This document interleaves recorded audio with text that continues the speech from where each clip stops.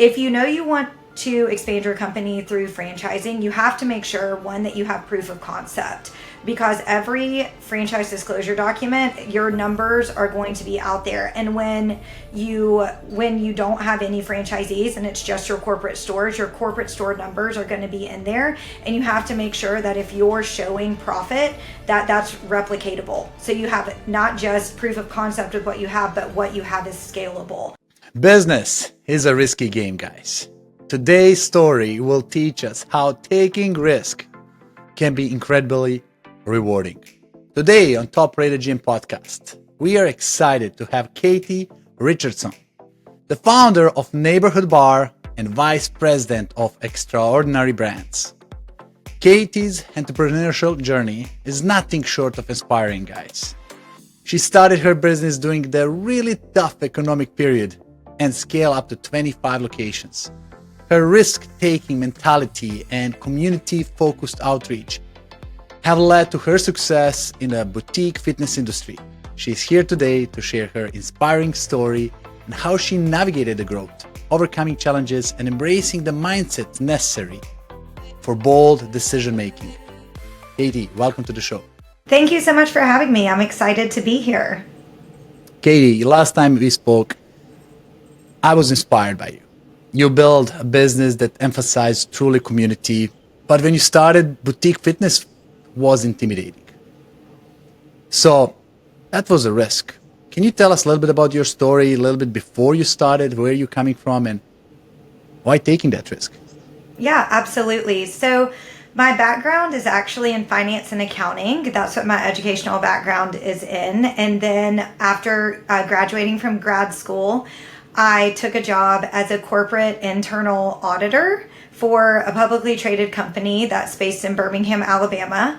And during that time, to kind of go back to what you were saying about the economic times, there was a downturn in the economy. So there was not a lot of raises, promotions, anything like that. So in order to take advantage of kind of like my personal career trajectory, there wasn't a lot of options for me really anywhere. Honestly, I was really lucky to get that job when I got it, which was in January of 2009. And so an aggregates company, obviously they mine rock and do cement, asphalt, things for infrastructure. And where the economy was at the time, I was really fortunate to have that type of a job. But the only option to make a move out of internal audit, which requires a lot of travel and things like that, was to make a lateral move into corporate accounting. There's nothing wrong with that. I could have had a great career doing that, but I knew in my gut that that's not what I wanted to do. So instead of doing that, I decided to quit my job and move 4 hours away and start a business. So to kind of take you back to the mindset of that, my kind of athletic background is in cheerleading. I cheered through high school and college. And during all of the traveling of being an auditor, I was introduced to boutique fitness and particularly barre as a modality. And it was a modality that really resonated with me. So during that time of like the 2010s, when I saw that it was becoming a scalable business, that really piqued my interest. So I knew when I quit my job that I was going to be moving away to open my first studio, which is called Neighborhood Barre. I didn't know what, the next 10, 12 years would look like from there, but I knew where I was going to start. And so I took the leap, I did it, and just did a lot of build the plane and fly it, and slowly started to scale after 2 years of owning my first studio. Katy, what were you thinking? You had a security job. Everybody around you were saying you're nuts. Family, like you have a stable job, economy is falling down, unemployment is everywhere. You're lucky to have what you got. And you says, no, that's not what I'm born for. So what were you thinking at that time? Like you were going from total certainty to switch 180 degrees in total uncertainty. Well, yes, I did do that, but I get bored very, very easily, and my mind is just constantly firing. So I knew in my gut that I wasn't in the type of career that I really wanted to be in long term. And I will say I did it without a safety net. And I think if I'd had a safety net, I wouldn't have done it. And that's something that I talked about recently on a panel. I did a panel in Nashville for our software company. And it's not that you make completely uncalculated, like super risky decisions when you do something like this. I knew I wanted to do it, so I started saving as much money as possible. I started trying to plan out, knowing that I needed to streamline this so that my operational costs weren't out of control. How long can I go in my savings before I need to be pulling money out of this business? I guess if you really look back at it, my only safety net was my education. And I knew I could have done something in the accounting or finance arena, but I would have probably most likely had to go back into a corporate job to do that, which to your point was not necessarily like they're throwing jobs at everybody here, there, and everywhere, but I did have my education to fall back on. But the fact that I didn't have a parachute was probably the reason why I was able to make it work. You're the story that Arnold Schwarzenegger always say. If you want to make it, you gotta remove the safety net. Literally same words. If you want to take the island, you gotta burn the boats. The only way you can get back is by enemy's boats. You gotta win. And this is what many people who are successful risk takers have to face. And I believe it wasn't easy. First couple years, you gotta learn things that you never thought you have to learn. You gotta face the challenges that you didn't see coming. And talking about them, what is the lessons you learned that you didn't know you will learn maybe through that process? Oh, we could have a whole hour about all of the lessons I learned in the first few years. Anything from properly managing a team to understanding even all of just the, tactical things about running a business. But the biggest lesson that I learned, especially once I started to franchise the company, which was in 2015, is that it's okay to ask for help, and I should have asked for help sooner from people who knew more than me. And there's something about, I think, a lot of entrepreneurs, and I think especially a lot of women, we think we need to have the answers to everything. We think because we're the leader of something that we should know all of the answers, when in reality, you're going to get where you want to go a lot faster if you reach out and ask for help from people who've been there before.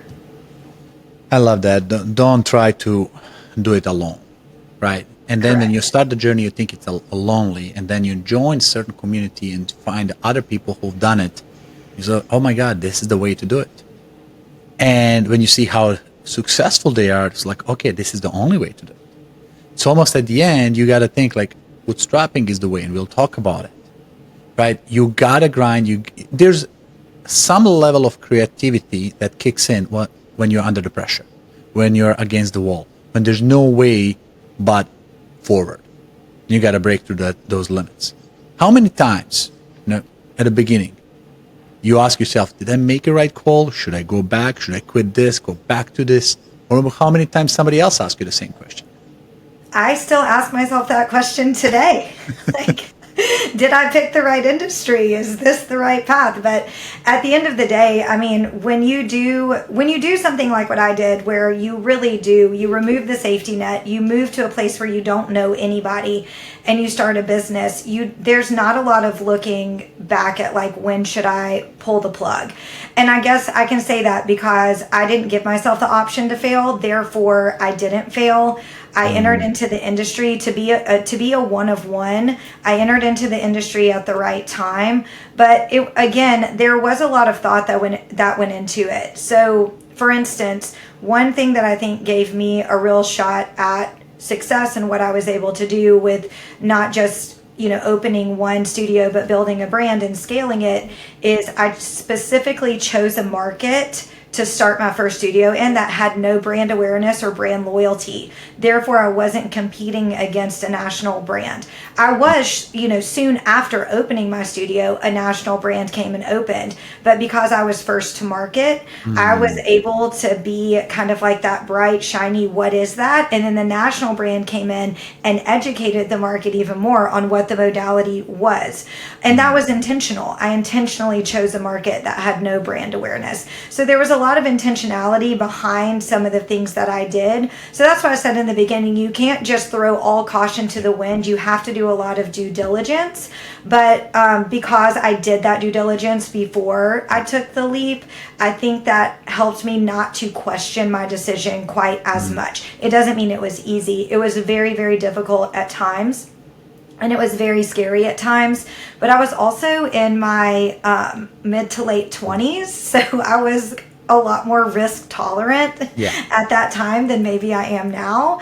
And that all kind of contributed to, my biggest motto was, instead of letting people beat me, I always said no one's going to outwork me. So I was very observant to what my competition was doing around me, and then looking at ways to do that better or make it more hyper localized and things like that to be able to build my group of people around me to carry the business forward. I mean, two things what I'm finding is, first, starting business in recession, depressions is one of the hardest things to do.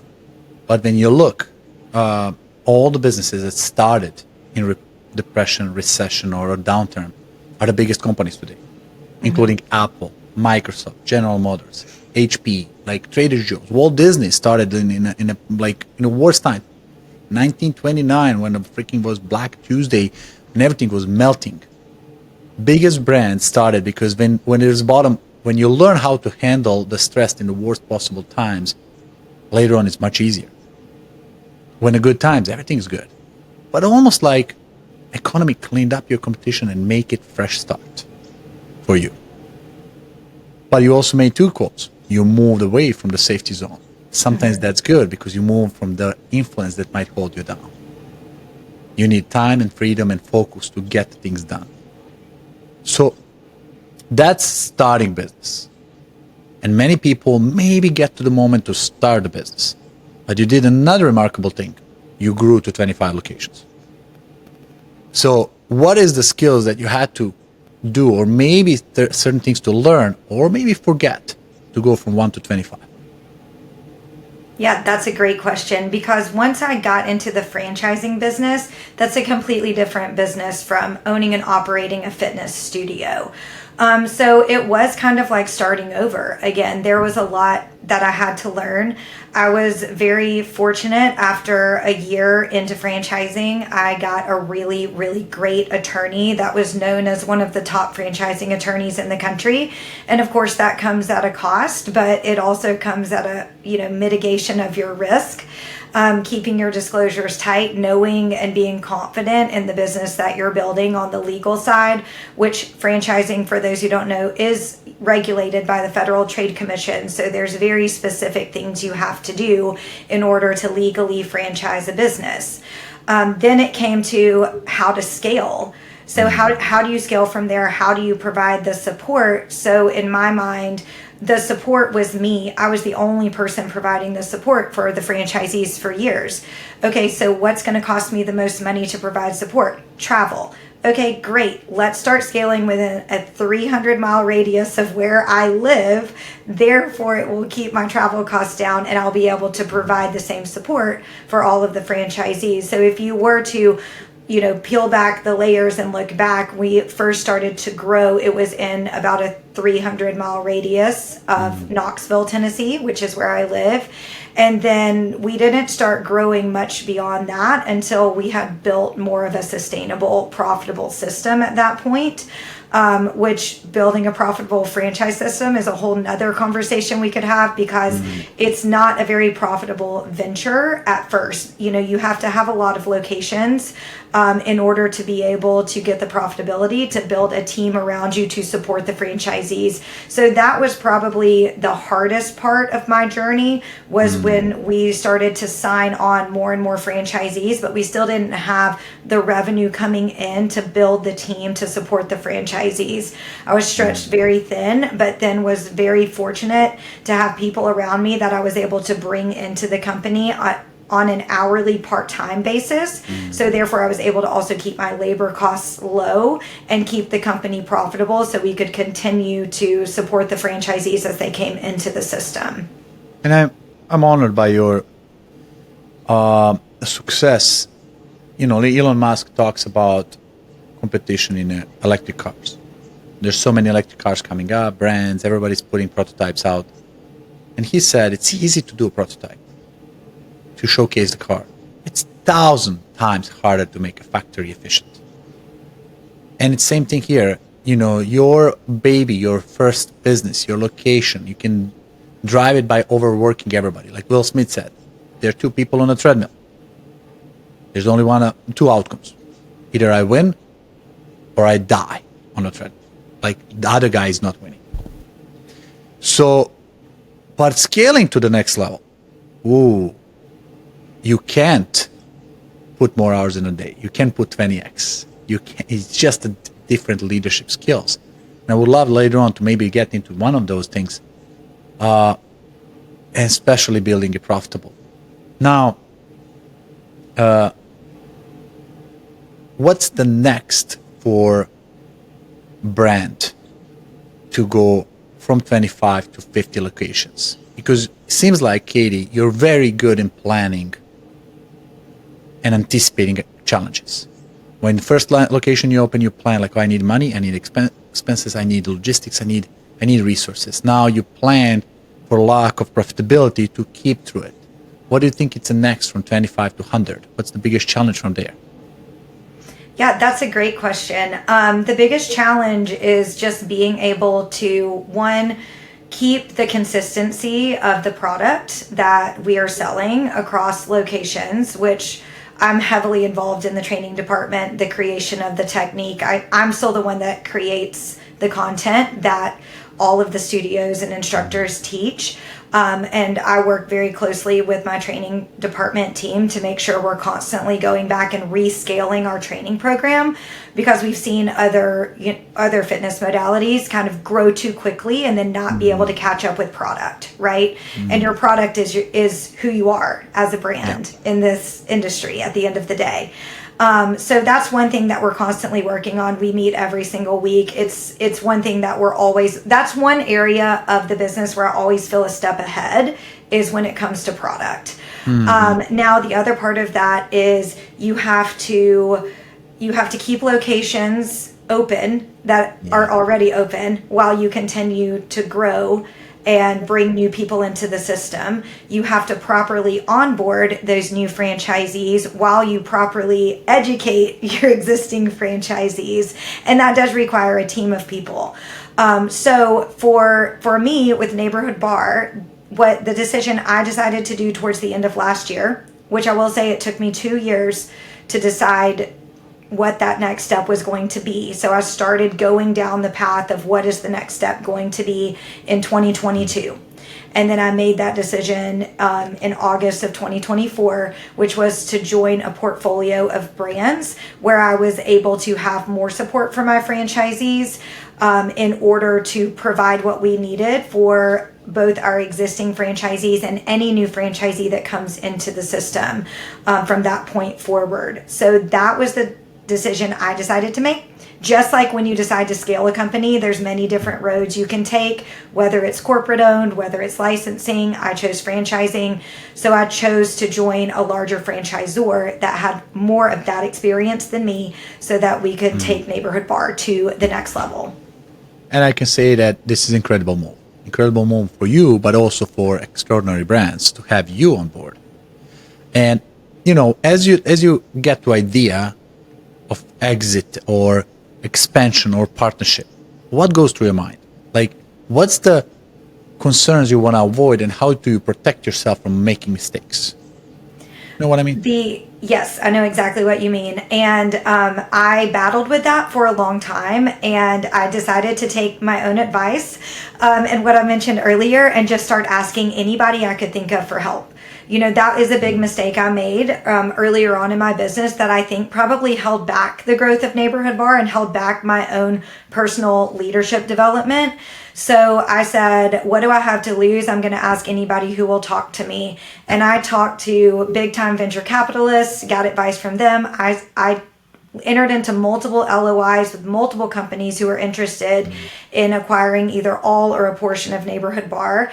I had to make the decision of, am I ready to be done? Or is the purpose of this decision to take Neighborhood Bar and my career to the next level?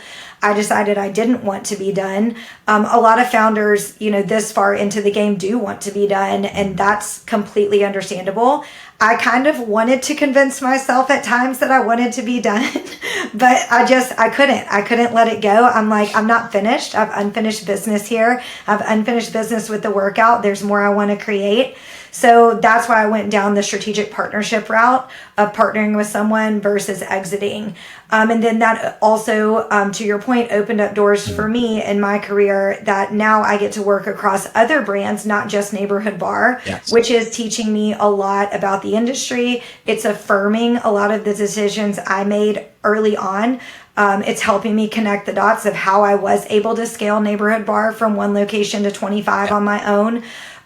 It's done a lot of things, and it's exciting. I'm really excited for the future. So for the people who are listening to this, there's executives, there's people in leadership of fitness brands, but also individual business owners. Everybody has same questions, concern, and they're tiptoeing, right? Like, oh, should I do it? And they're tiptoeing 10 years from now, and they do nothing. How come you're so decisive? Like, it seems like you get ideas, you act on it, and you make it happen. And I have following question. How the heck do you accomplish all of that? What's your time management? But let's go one at a time. What makes you so decisive? That's really funny that you described me as decisive, because I don't know many people in my personal life that would ever say that I'm a decisive person. But when you look at the business decisions I make, I am a lot more decisive. But again, it took me 2 years to decide what that next step for Neighborhood Bar was going to be. But the majority of that 2 years was not indecisiveness. It was me doing due diligence to make sure I was making the right decision. So I didn't make any big decision very, very quickly. And I will say the big decisions that I've made quickly ended up mostly being big mistakes that I had to undo in the past, like getting wined and dined by a franchise development company when I was only a few locations in, and kind of getting hosed by that deal and then losing a bunch of money that I could have just done those things myself. I didn't need that company. Do you know what I'm saying? Yeah. So I've made a lot of mistakes, but the big decisions, like moving to Knoxville to open my business instead of staying in Birmingham, Alabama to do it. It took me time to make that decision, but just like the decision to join Extraordinary Brands, you do have to listen to your gut. So there's always like this head, heart, gut alignment that people need to have in order to make a huge decision, and your gut's always going to speak to you. So back when I made the decision to first start Neighborhood Bar, there was this existential push that I could not ignore. Like, I could not let it go. When I was battling this decision of which direction to take Neighborhood Bar back in, between 2022 and 2024, all these signs kept coming back to me. Now, it doesn't mean I made like the best decision ever, but I think there were multiple decisions I could have made, and I'll probably end up in the same spot at the end of the day, at the end of those. But I have a lot of faith in just the universe and being guided by those existential feelings. And so I always try to listen to that. And there's a lot of logic that comes with that as well. But it all has to align. The logic and the intuition have to align. And, you made a decision, things happen. Now you're part of Extraordinary Brand. How's that beneficial for you? And how's that beneficial for Extraordinary Brand? That's a really good question.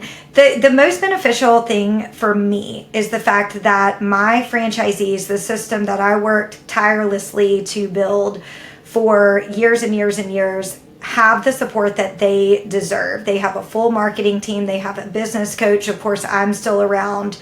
And to me, they deserve that. You know, these people, they invested in my brand and in me and took a chance on a startup company, and they deserve to get that support. And we supported them before, but it's different when you have a 3-person marketing team versus, you know, me like outsourcing things here and there or like creating things myself. So it's a big difference in the quality of support that they're getting, and the consistency of that support, I would say, is the biggest difference, is the consistency. Now, as far as the benefit for extraordinary brands, I'm weathered in this industry. I've been in it since, you know, my mid-20s, and it's been a long road. I weathered COVID with 16 locations, and all of them made it to the other side. We actually didn't see any turnover until 2023 from that. So I have so much on the job learning that you can't come from any other industry with that type of knowledge. And I also understand what it's like to own and operate a studio, because I still have one studio myself that I own and operate. And when you're in the industry of franchising, to be able to have the perspective of an owner operator is invaluable, because then the franchisees know that you completely do understand and empathize with their day-to-day life. You can put yourself in their shoes, and you know exactly where they've been and, you know, challenges that they face, and it makes the relationship a lot different. Knowing you, you know, you are like a speedboat. You are bootstrap mindset. You think about every dollar coming out. Like, why do we waste resources? And you coming up to a bigger company, they're benefiting from you seeing like, oh my God, this girl can really shake things up. My assumption is that every time when the unit joins the bigger unit, it increases this agility, brings the energy, brings a new set of standards, what's possible, efficiency level at the highest level. Same thing happened with Zappos joining Amazon, with Booker joining MindBody, right? Josh becomes CEO of the company because they needed that new flood of energy. And that's why I believe that Extraordinary Brand is extremely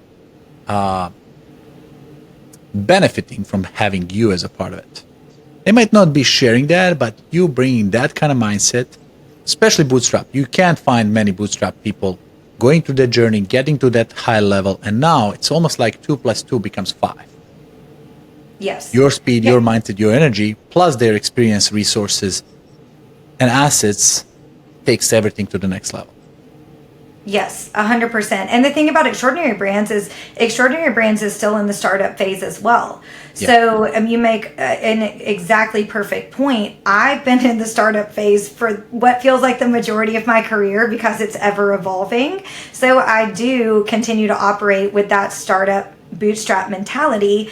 And I respect the funds and the money that's going into Extraordinary Brands as if it were my own money. And I'm very, very conscious of not wasting money, trying to conserve resources where we can, and you know, and making sure any investment we're making into any brand is calculated and also weighed against, you know, are we spending what we should be spending? What are the other quotes coming out there? You know, let's compare apples to apples. So you're right. I definitely operate with that mentality, because that's what I've been doing for the past almost 14 years at this point. Yeah, and it's one of the hardest things to do. Starting, growing, proving yourself, and really take it to the next level. When it comes to lessons, people are here thinking like, oh, should I stay or should I go? Or should I start this journey? What's the one advice for new upcoming franchisees, people who are ambitious,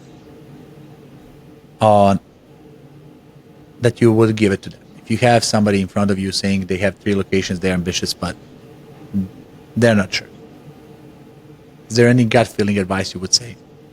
Yeah, I think that the advice that I would give someone, if you're sitting on a handful of locations, I had 2 locations when I made the decision to start franchising. My choice was franchising because someone approached me and said, I have to open one of these where I live. Like, how do I do that? Can I be the first franchisee? I mean, I was someone asked me for it. So that was like, light bulb goes off, let me start looking into it. If you know you want to expand your company through franchising, you have to make sure, one, that you have proof of concept, because every franchise disclosure document, your numbers are going to be out there. And when you don't have any franchisees and it's just your corporate stores, your corporate store numbers are going to be in there. And you have to make sure that if you're showing profit, that's replicatable. So you have not just proof of concept with what you have, but what you have is scalable. Whether it is the baseline operating expenses that are scalable, whether it is the modality, whether it is a very specific workout. Like, one that I get questions on a lot right now is mat Pilates, because reformer is hot, now mat Pilates is hot. Okay, but what makes your mat Pilates different from the mat Pilates down the street? What makes it a franchisable concept? What's going to keep it ever evolving? And Barre, as niche as it is, there's not a lot of bar modalities out there. And so I really was able to create and streamline my own method. So I think there's a lot of things you have to think about there. What's going to make people want to purchase your brand over somebody else's that's in the same modality? And you just have to put it out on paper. What are the pros and cons? And where you see that there's a hole, how can you fill the hole? Is it possible to fill the hole? Maybe the hole is, wow, I would be a lot more profitable if I didn't have, I have 700 square feet too much in my business right now. So maybe if I'm going to franchise, I'm going to make that business model a little bit tighter so that my franchisees can be more profitable. That's a really, really common one that I see all the time, is people have way too much square footage. So what's your dollar per square foot? Those are the things you have to think about. Because when you start franchising, you're basically opening up, like, this is my business model and this is what I'm selling. So what would you change about it, or would you keep it exactly the same? And then the second part of that is get a really good attorney. Yeah. Surround yourself with the people. It's incredibly valuable having the right people on the team. Guys, it's 10 times more valuable having fractional positions. They're incredibly expensive and good than full-time somebody who is new. My experience with the CFO, the guy he had 4 exits before, and when we were starting the company, everything we did was, okay, let's form the company the way that is easier to go public. Let's make a company that people like to invest in. Let's create an operating subscription, private placement memorandums that people like to understand and easy to understand. Let's create reporting on a monthly, quarterly basis that people like to see. It's like, align yourself right away based on what the future expects you. And having the right people, I meet with my CFO twice a month for a full day, and we accomplish more than I accomplish with any other person in a month as well. But he is the guy who is full-time C-level executive CEO of public companies. And getting people like that, and he's doing it with me because of fun, because of joyful ride, sharing experience and creating something new, like startup. People will do that. So surround yourself with the people who done it before, and for them it's not learning, it's execution. They don't need to experiment. They already know what they're doing. Right? Now, Absolutely. Kate, taking risk is not easy and people struggle with that. Can you walk us on the opposite side? You took a risk, didn't pay off. What did you learn from that? I think that's where I learned that due diligence, it's never a bad thing to slow down making a decision, to make sure you do your due diligence and understanding the decision that you're making. The very first attorney I ever used, and this is why I always say get a good attorney, wrote me a non-compliant franchise disclosure document, and thank God no one signed it, like I said, the franchise development company, I didn't even know exactly what a franchise development company was, but they came down, they guaranteed me they were going to sell X amount of locations. Luckily I was able to get myself out of that agreement pretty easily, and I took a little knock on the chin financially, but I was able to recover from it. And so a lot of my biggest mistakes, especially if it was a financial mistake, I think your mindset, you cannot let it I mean, it's going to set you back a little bit, but you can't let it mentally set you back. Yeah. So if I ever made a mistake that had a significant financial impact, my mindset's always been, okay, what do I need to do to make that money back? And it sucks because you're like, oh, I was just about to go buy, a new bag or something. And now like, that's not happening. But you have to know that you can make the money back, because you wouldn't have ever gotten to where you are to begin with if you weren't capable of doing that. Everything's replicatable, right? So if you've done it once, you can do it again. And then, other mistakes that just have to do with relationships, you have to be able to own the mistakes that you make. Yeah. Communication is key in any business. It's okay to have a disagreement with someone, and I love for people to disagree with me. And that's one thing I think that has helped me get to where I am, is not surrounding myself with people who agree with every single thing that I'm saying, doing, or decisions that I'm making, but they question it. And it's not questioning out of disrespect, it's questioning it out of process, questioning out of, is it scalable? And so it's made me have to really think through some big decisions. Now, there's been other big decisions that I've been really adamant about and made despite some pushback, but I was confident in it and I knew why I was doing it, and I was able to lead with the why and the explanation. So I think that's another thing I would tell people, is when you're trying to work with others and you're confident in what you're doing, you're always leading with the why. You're not leading with, here's what I'm doing, and then following up with the why, because you can totally lose people in that moment. Oh, I love that. That's the RPM model that Tony Robbins dedicated 4 days to talk about it. You go in results and purpose, and then action steps. What are you doing? Like, what you're after. What's the outcome? What's the decision? Where are you going with this? This has to be clear. Then you start with the why. Why were you doing this? I was in a school, from elementary to the high school, always questioning my chemistry, my science professors. Like, why I'm just studying this? When the heck in the life I'm going to need this? And those who know how to explain why were really great professors. Others like, okay, it's in the book, you got to study it. But start with why. Simon Sinek talks about it. Huge topic on the YouTube. Go check it out. And not only on the big decisions, I believe this is important on every conversation, every interaction with employees, every project you start, every message you want to transfer, you tell them, why are we doing this? And then you go in to understand. People will buy into it. And sometimes they'll save you time saying, okay, I can make this much faster, easier. If this is the outcome and this is why you're doing it, we don't need to go through these 11 steps. Here's a shortcut. They will make it faster for you. That's super cool. Katy, I got to ask you this.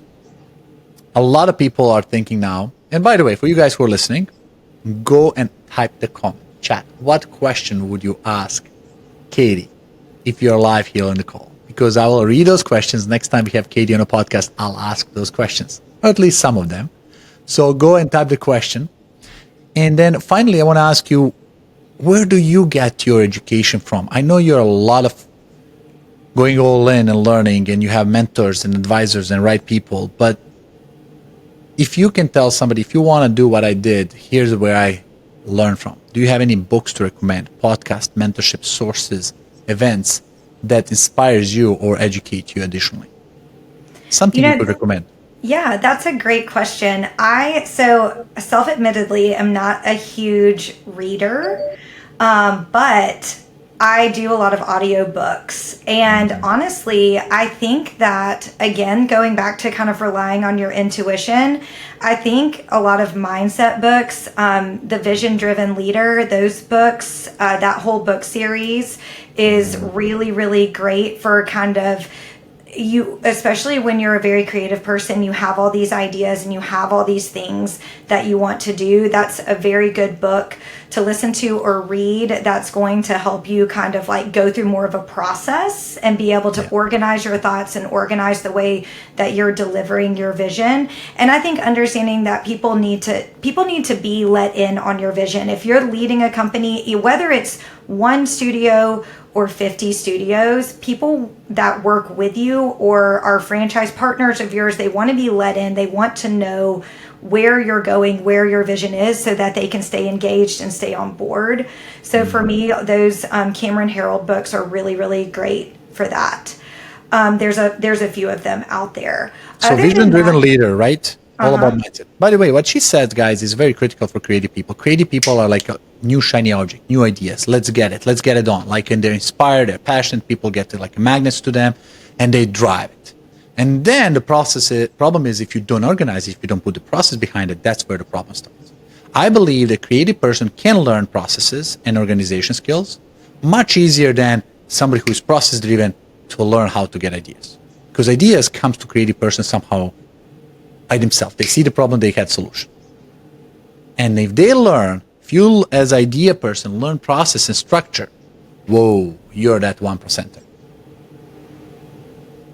And then you wanted to say second book, and I interrupted you. Or did I?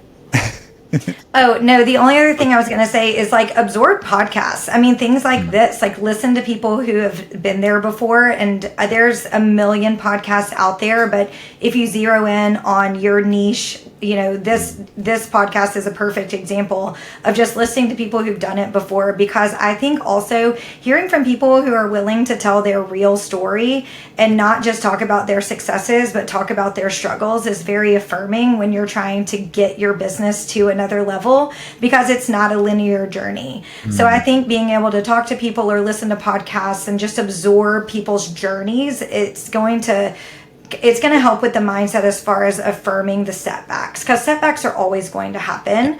And to your point about creative people have all these ideas and they need to learn the process, a lot of setbacks are because of impulsive decision making.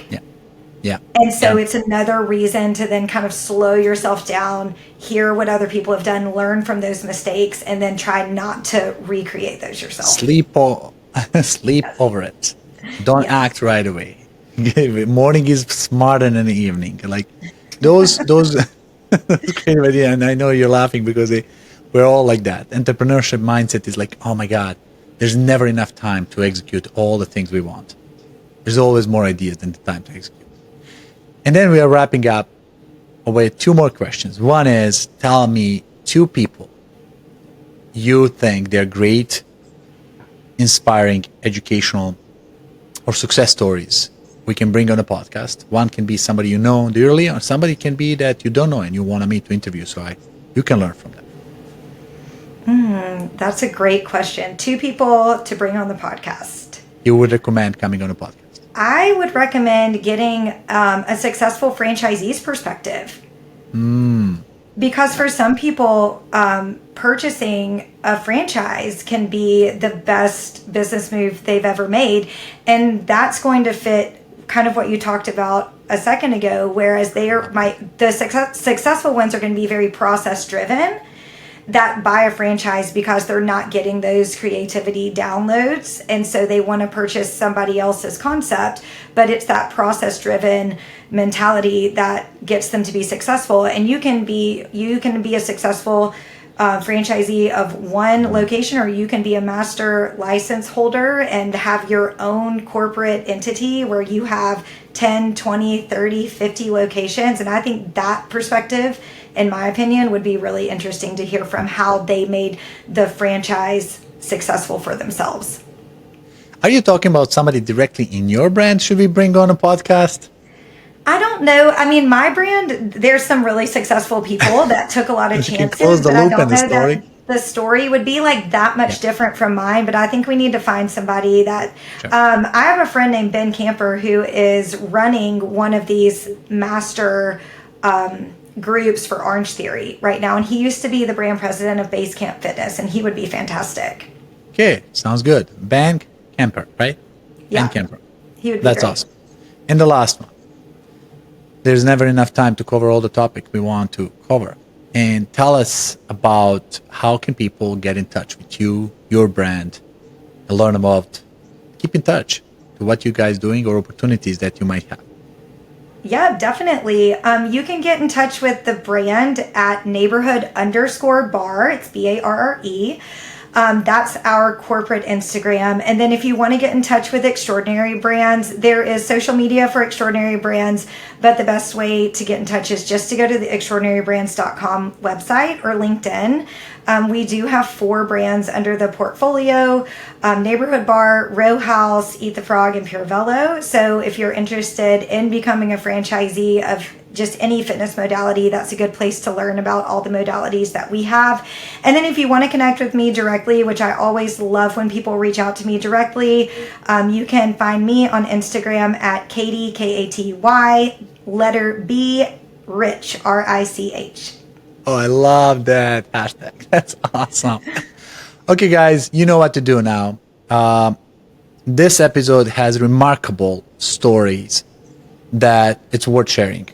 Click share with people you know they have potential and they are on the tiptoes like, should I do it or not? This will inspire them. Click here and share this with somebody who has a corporate job and they're complaining about that, but then you know they're creative and they have ideas and they're in their 20s and they're super ambitious. This might inspire them.